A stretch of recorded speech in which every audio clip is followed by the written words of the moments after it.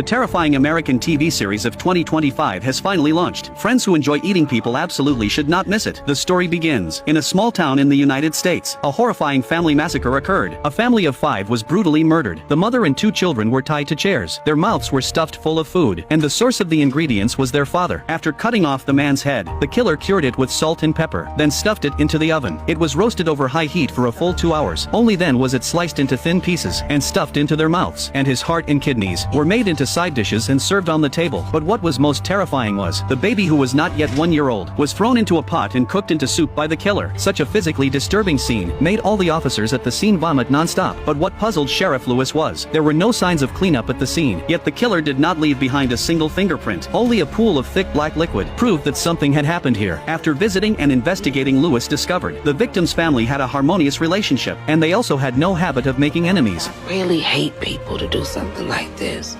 It's inhuman. No, it's unhuman. And more than that, you have to have done something like this before. This is not a first-timer.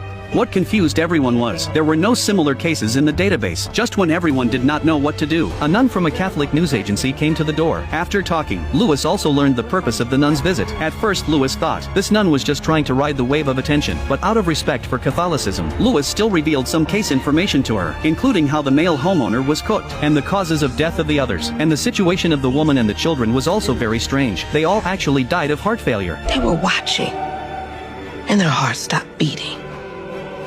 Died of some sort of acute shock.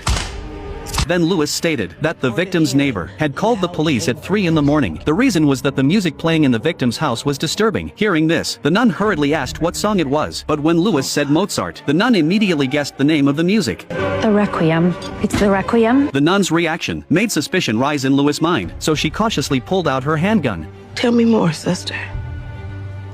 Why do you say it fits? Is there something else you're not sharing?